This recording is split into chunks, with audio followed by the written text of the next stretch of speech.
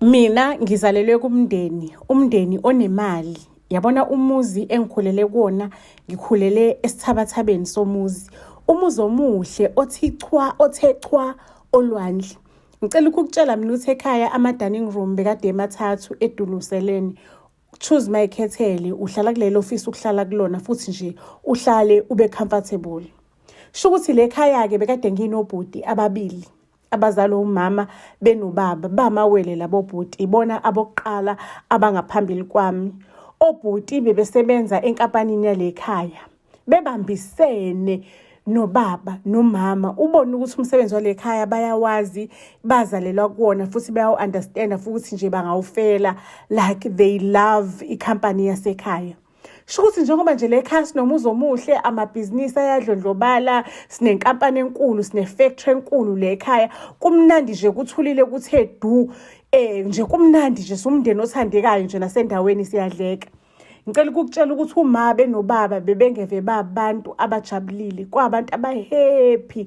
Ulibona uthando lapha ekhaya lubhaliwe emehlweni kamama nobaba, bethandana laba bantu.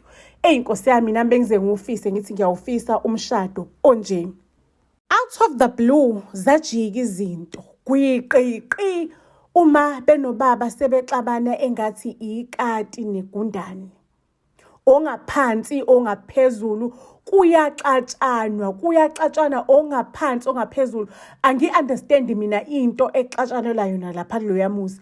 Kuyaxatshwana. Ngicela ukukutshela ukuthi inhliziyo yami ebuhlungu ngibona ukuthi abazali bami la ngathi kuzoqhuma i-divorce. Okubuhlungu kunako konke ukuthi kulezo nsuku kwakumele ngihambe ngiye phesheya because ngangiyofunda phesheya, sengithathiwe yonke into isilungisiwe. Ngihamba nje ebhanoyini, umoya wami awukuthola ukuphumula, awujabulile neze ukuthi mhlawumbe ngiyothi ngifika le ngize kuthiwa abazali bami sebeyadivosa, mina ngiyile phesheya ngenxa yesimo engibashiye bekusona bengeve bexabana. Ngifike-ke phesheya, ngi-expecthe ukuthi ngizoqala ukufunda. Ake mase beyasho ukuthi thina ama-students aqhamuka ngaphandle, out of South Africa, bazosicheck amagazi, blood type bani, nani, ukuze mangabe kwenzeka siba nenkinga, kwazi ukuthi usizo sizoluthola kanjani since sisezweni elingasilona izwe lasekhaya. Ake futhi ngingabi nankinga, enziwe ama-blood test, kutholakala ukuthi mina ngi-pregnant. Ngi-4 months pregnant. Pregnant kanjani? Angikaze ngilale nomuntu, ngi-virgin. Kuthiwa sisayikho lento leyo, indlela ivuthiwe. Indlela nje ivuthiwe upregnant. Ngikhale-ke manje. Ngikhale, ngifonele ekhaya, ngifonele umama, ngithi mama, hayibona nto udouble kanje, kuthiwa lana ngi-pregnant, ngi-4 months pregnant, and ngeke ngisakwazi noku-abortha isisu. Nangu udaba angilazi, angikaze mina uyazi angaze ngingalala ekhaya, ngihlezi ngihamba nani ngemoto zenu, angikaze ngigibele itekisi nje, ngihlezi nginani ngilala ekhaya. Ngizocela ungibukela amakhamera, mhlawumbe kwangena umuntu, mhlawumbe wanginyukubeza ngingazi. Ngicela ungibukela amakhamera mama, 4 months back. Ngicela ukunitshela ukuthi umama ethola ukuthi ubaba lo onginyukubezile nobekade nginyukubeza ongikhulelisile. Umama wavithizeka phansi, kwalandwa ama-ambulance, wagijinyiswa esibhedlela, wafika esibhedlela, walala kwi-ICU, walala kwikhoma, kwathiwa kunyuke ishukela, kunyuke high blood, ngisho nenhliziyo nayo ishaya kancane, kwakuthiwa ayikho nje into enganyukile. Family, before siqhubeke nesitory sethu, ngicela ukunikhumbuza ukuthi laphayana sithengisa imovie Impi Yabomdabu isethunjini, imovie ethathelwe laphayana encwadini ya grade 12 yesiZulu, inoveli ewu-288 pages. Thina sishintshile yaba imovie ka-3 hours 30 minutes.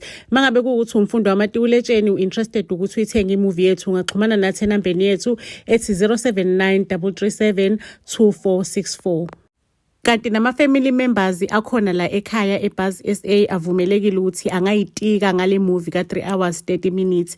Mangabe umzali onengane efunda umatikuletsheni ukhona laphakathi kuleli khasi lethu eBuzz SA, ngicela ukuthi wenze impilo yomntwana wakho ibe lula kakhulu, because le movie le isishintshe impilo zabafundi abaningi, nabanye abafundi abakhona la badlulisele abanye abafundi. Siyabonga. Cela ukuntshela ukuthi mina kwamele ukuthi ngibuyeke le phesheya because kuthiwa umuntu osesimweni esifana nesami ngesikwazi ukuthi aqhubeke ajoyine i-team yethu yalento ayizofundwa lapho because ngangifunda ngumfundaze thizeni osisusile thina idlanzana labantu bale South Africa wasisa kulelizwe esasinyiswe kulona. Cela ukuntshela ukuthi ngibuyeke manje sengijabhile uma ulele sibhedlela like uzama ukurecover kodwa nje usalele straight kwikhoma.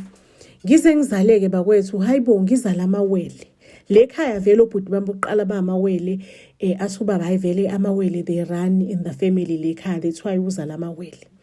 Hayi ubaba ngingamtsheli lo daba understand nje ngingamtsheli ngithi hayi ngingamtsheli vele ukuthi ubani ubaba ingane ngingamtsheli isimo understand uyabaza obaba ngilinda ukuthi umama avuke kuqala kwikhoma before kudilwe nalento ngingaphinde nami ngilinyalelo ubaba elinyazwa yilento wayiluma wami ekwikhoma.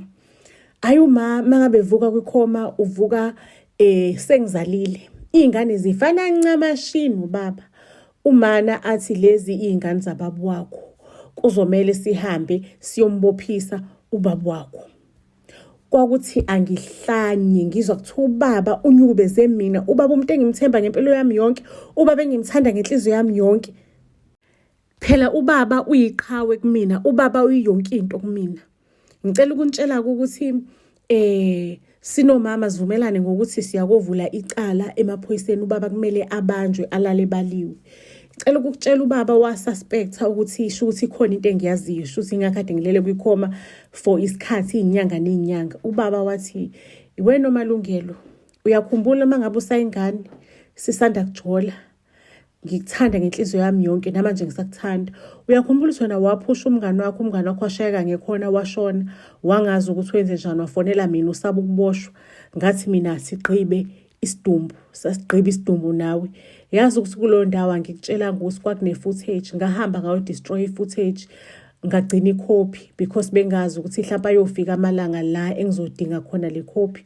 Uma uthanda ngikubonise woze ekamereni sizoyibona. Lalela ke ntombo if uyahamba uyovula lelo cala lelo azi ukuthi mina ngizokhipha le footage circulate ku social media mina nawe siyolala sibaliwe. Umama ke abesenkingeni ukuthi into azoyithini le.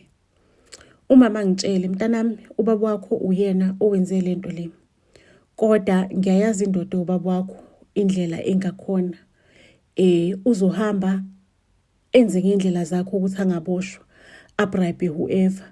Thina kuzomela simshaye emva kwendlebe sihambe ne-DNA sesimbophisa sesitholile sesineshow ukuthi i-DNA iyona yezingane zakho ne-DNA yababa wakho sihambe nje sesiyovula icala ubufakazi sebukhona because I know baba wakho ukuthi lento le angayenza somehow. So ngizocela sihambe sokwenza i-DNA iqala nje siye emaphoyiseni sesiphethe yonke into. Ngiyamazi ubaba wakho usile.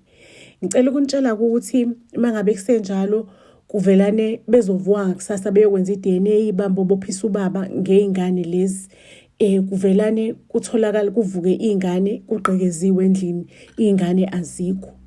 Wonke umuntu ubelele siphaphame sonke nje kuseni sivuke kuseni silele sonke izingane azikho. Uma angitshele mntanami kuzomela sidlale ngokuhlakanipha lento le siyenza under carpet. Ubaba wakho senze ngathi siyabeliever angisho ubaba waphika. Ubaba waphika kumele mntanami ngikuthanda ngenhliziyo yami yonke ngayenza kanjani into njengaleyo kuzomela sihambe sokwenza izingane i-DNA sithole ukuthi le zingane lezi zabani. Ubaba waphika kuqala wakhuluma nge-DNA which means ubeyazi ukuthi uzokwenzani. Athi umana kumina la mntanami ubaba wakho lengane lezo intshontshile. So thina kuzomela ngathi sikhalele kuyena engathi wena uyambeliever kanti thina siyazi ukuthi behind senza i-private investigation sizama ukuthi sithole le ngane lezo ukuthi zikuphi ukuze kwenzakala indaba zokuthi mangabe siyithola ingane sikwazi ukuthi simbophise ubaba wakho. Hayi ngempela ke sinomana siyithola i-private investigator kodwa asitholanga eyodwa sathola 5 yawo. Senzela ukuthi ukuze sibone ukuthi iyiphi engasitshela iqiniso iyiphi esitshela amanga uyabona because angeke uzukwazi nawo ubaba wabo angawakhokhela. Ngicela ukutshela ukuthi ama private investigator wonke nje wekhombisa we round endaweni eyodwa wonke round endaweni eyodwa engatholi ukuthi iy'ngane zikuphi, engakwazi ukupinpointa ukuthi ubani lo kidnap iy'ngane, ngasiphi isizathu, zikuphi iy'ngane. Ngimtshela umama, I cannot pretend anymore ngihlale nodevil endlini, ngicela umdivorce ubaba, ngicela umdivorce ubaba. Lapho-ke umama umtshela ubaba ukuthi uyamdivorce, athi ubaba thina le khaya sijabulile sumndeni, if uyangidivorca ama-investors kwibhizinisi lethu will pull out. Thina we are a powerful family and thina nawe si-power couple. Akekho umuntu ozodivorce omunye. Uyazi ukuthi ukudivorca uzokwenzakalani if uyangidivorca. Umama-ke ngimbone sefaka umsila-ke engathi nje sefaka umsila phakathi kwemilenze, akasamdivorce ubaba. Ngithi mina niyazi ukuthi yini into ezoyenzakala lana, ngeke ngihlale mina namaphiciphici, wena nomani nobaba. Sho ukuthi wena mani nobaba lento le niyayazi, niyiplanile, nithwele ngami nina nobabili. Angisafihli kwasani la, nama-private investigator akalitholi ukuthi zikuphi iy'ngane zami. Ngikhathele mina, ngikhathele uwena baba. Bengiqashe mina ngingabe ngisamkhipha umama, ngithi ngiqashe ama-private investigator behind your backs, ngoba ngiyanazi ukuthi ngathi nihlangene kulento niyikhohlakali. Elikuntshela ngithwathe imithwalo yami ngiphume ekhaya, ngiphume.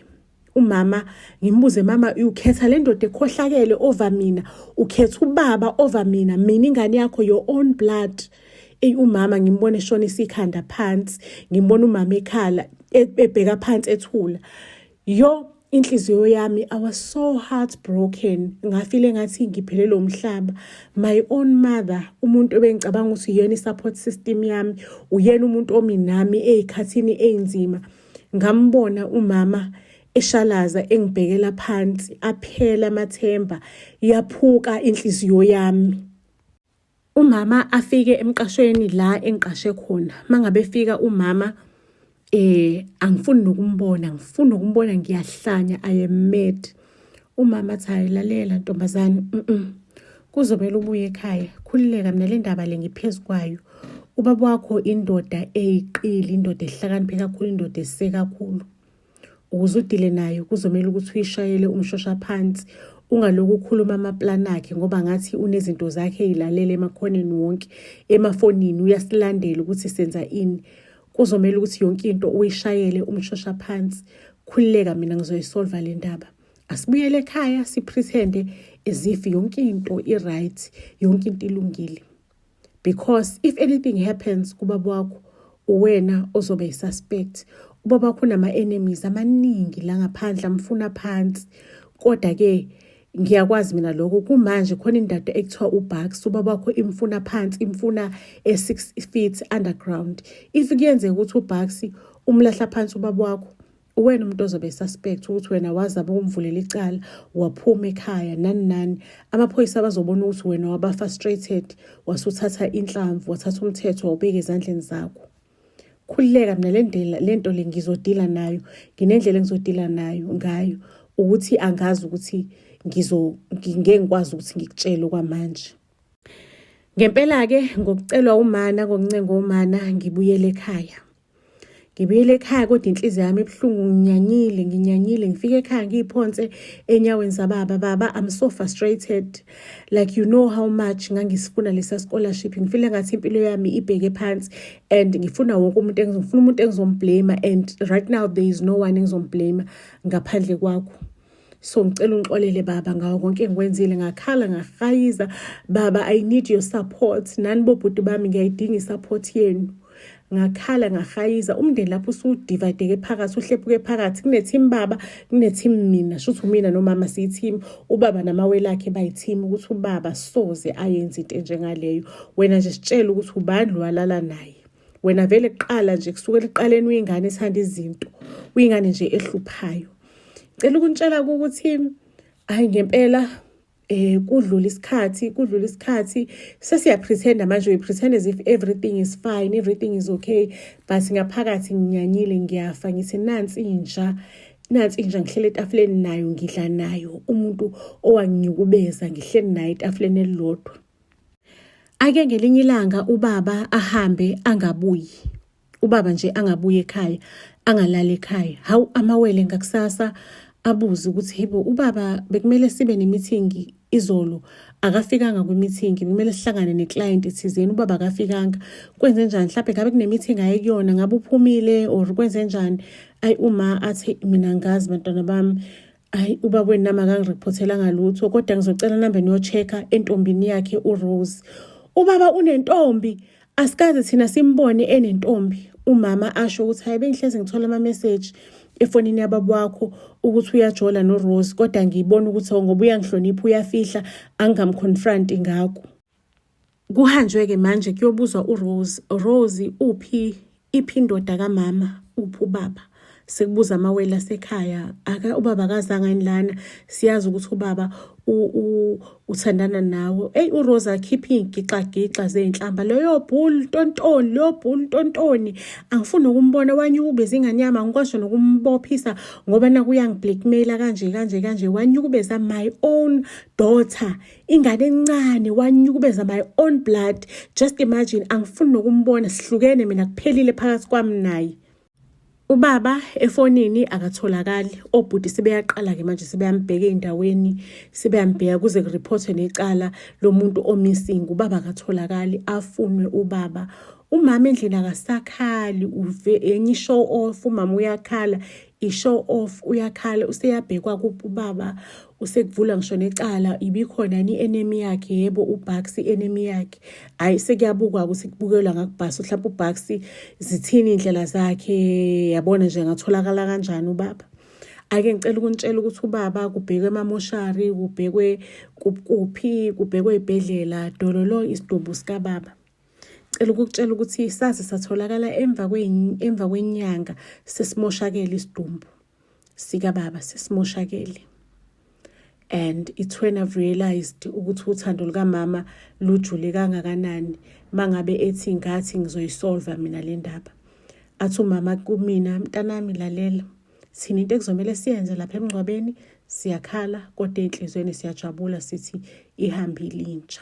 Siyakhala ukuthi ngibe ngisawunkosikazi omncane, ungishiyile ubaba wakho.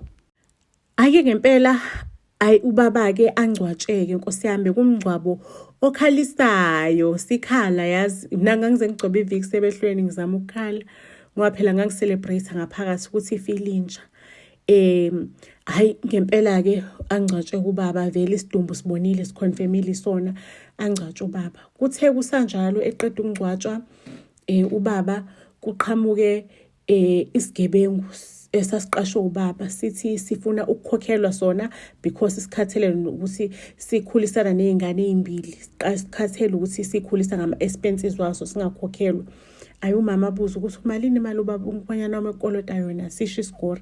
Athi hayi ngicela iy'ngane ukuthi uyibuyise ngoba iy'ngane zale ekhaya, sikhokhelwe isigora, zibuye kanjalo-ke iy'ngane zami. La engakhonfema khona ubaba ngisho noma esefile, ngathola ukuthi i-DNA yakhe kule ngane, ngoba futhi nabo bhuti bami besebekholela ukuthi ngempela ubaba wanginyukubeza, mase bethola ukuthi noRose naye uthi iy'ngane zakhe zanyukubezwa. Njengomndeni-ke sivumelana ukuthi hayi sizoqala ijeni entsha yokuthi sisaphothane, sihambe siye kwi-therapy ukuze silapheke, because sonke bekade singazi ukuthi ubaba unjena kunesimo esinjengalesi. So njengomndeni sonke siyakudinga ukuthi silapheke. Lapho angisho bekade sisahlaselele igemegeme, asakabuyeli emsebenzini, besanje sisashaqoyile igemegeme zokushona kababa. Before ubaba angcwatshwe bekusabheka ubaba, besisasethi ayikufike isikhathi sokuthi sesiqala uhambo olushayile ukuthi sifuna ukuya kwi-therapy mase sibuyele emsebenzini. Ifike-ke iloya kababa, iloya baba isho ukuthi izofunda iwili, kanti ubaba zonke izinto ubekaseyishiftile egameni lalekhaya. Wathi nje uyahamba uyonikela ngazo ey'ntandaneni, zonke izinto anazo wayiqoka iy'ntandane zakhona. And lozo y'ntandane zakhona udaba lakhona alitholakali kahle, ngathi umuntu ophethe le y'ntandane ngathi unabugebengu nyani, understand ubugebengu obungaqondakali, obungatholakali ukuthi kuyenzeka ukuthi amaphoyisa kube ngathi afuna ukumphenya, kodwa futhi amaphoyisa ahluleke ukumphenya, kunobugebengu obungaqondakali. Sebethukile-ke manje obhuti bami, kanti ubaba bekayisilwane sini somuntu, bekawuhlobo lini lesilwane ubaba. Ngicela ukunitshela ukuthi le ngane lezi zami zayikidnaphelwe laphaya. Zayihlala lapha kulezi intandane, ubaba weyise khona eintandaneni cause akekho umuntu engacabanga ukuthi ingane ambo uyibheka eintandaneni. Hayibo, lo baba obekade eshade nomama, ikhaya lifudumele kumnandi, bekawuhlobo lini lesilwane because nangu manje thatha inkampani, thatha umuzi, thatha yonke into esi-ownayo le khaya, yonke into esegameni lethu, uthi kwiwili yakhe kumele ihambe iye ezintandaneni. Into enjani? Obhuti bami bethukile ukuthi they spent ubusha babo bonke bakha leya femu. Why ubaba engabonanga ukuthi mhlambe ifemu kumele ayishiye ezandleni zabo? Why ubaba enze lento le ayenzile? Ngibatshele mina ukuthi ubaba ingoba uyisilwane, isilwane sidla ngisho nawaso amaqanda. Ubaba because bekachoboza mina ingane yakhe la egcekeni. Ubaba unjalo selfish, ubaba akamcabangeli omunye umuntu, ubaba uyamosha, ubaba umosha big time. Ingoba nje akayifuni peace, ufuna nje wonke umuntu ahlale ehlukumezekile, ahlale engajabulile. Umama wathi bantwana bami, ubaba wenu usihlukumeze kakhulu esaphila, angeke futhi aphinde asihlukumeze noma esefile. Sizoyicontesta le will, we are going to court to contest this will. Sizoyicontesta futhi sizowina, we will prove it. Sizowina ngako konke okusemandleni. Emva kokuthi umndeni wami ucontestile ecourt iwili, wawina-ke ngempela, inkampani yabuyela egameni labo, ezandleni zabo. Somehow bengafuna lutho nje ehlangene nobaba, imali kababa, but at the end of the day le nkampani ibirana obhuti bami futhi bebeyirana ngomngcwele, beyirana ngeqiniso. Bebengayirani ngobaba ukuthi bacasha emva kwesithupha enza lemkhuba yonke ayenzayo. So manje ngikwijeni yami yokuthi ngithole healing, nomndeni wonke nje ukwijeni yokuthi sonke sithole healing after yonke le trauma, ukuze impilo siqale kahle, siqale kabusha, ngikwazi ukuconnecta nezingane zami, ngikwazi ukuthi ngikhule nezingane zami nazo iphume kwi-trauma kade zikuyona, zihlaliswe eintandaneni, sikhule nje sonke sinothando. Ngizosibeka lapho-ke isitori sethu okwanamhlanje. Ningakhohlwa ukuthi sithengisa imovie ebizwa ngokuthiwa Impi Yabomdabu isethunjini. Ningakhohlwa family ukuthi nisupporte, ningakhohlwa futhi nokuthi nihambe niyo-subscribe to all of our social media pages, nihambe na YouTube yethu nifike nisubscribe nakhona nisupporte, nithi nje Operation Duduli YouTube channel. Baze say to all social media platforms, siyanthanda kakhulu.